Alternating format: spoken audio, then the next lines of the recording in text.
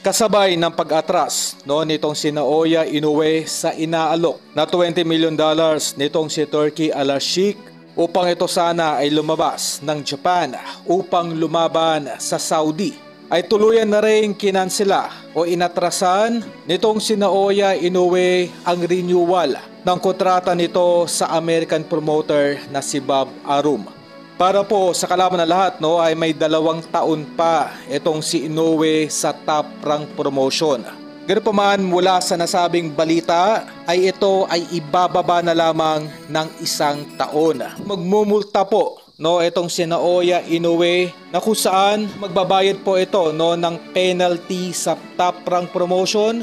Ganun pa man, itong fine na tinatawag or pagmumulta ay madali na lamang bayaran ng mga Japanese promoters na humahawak ngayon dito kay Naoya Inoue.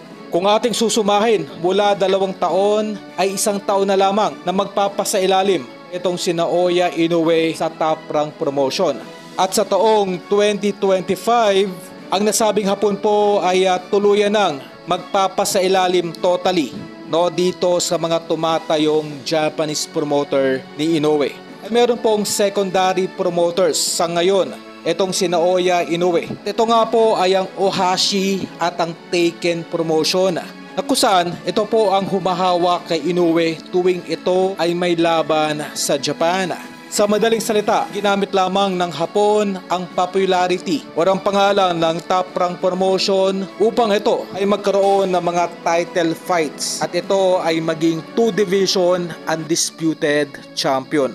Sa mga sandaling ito ay tila hindi na po kailangan ni Inoue ang anumang popularity mula dito sa Top Rank promotion. Dahil sa ngayon po itong si Naoya Inoue ang tinuturing bilang best fighter sa lower division. Sa nalalapit na pagkalas ni Naoya Inoue dito sa Top Rank promotion ay nagbigay na ng formal statement itong Ohashi promotion na kung saan ay plano po nilang hatiin, gumawa ng bagong henerasyon sa mundo ng boxing. Kanila pong binabalak na hatiin sa 2 ang sentro ng boxing, na kung saan ay kanila raw kukunin ang lower division pagdating sa boxing. Kung tutusin ito po ay may basihan dahil po sa mga sandaling ito, ang lower division po ay pinaghaharian ngayon ng mga Asyano, partikular ang mga Hapon.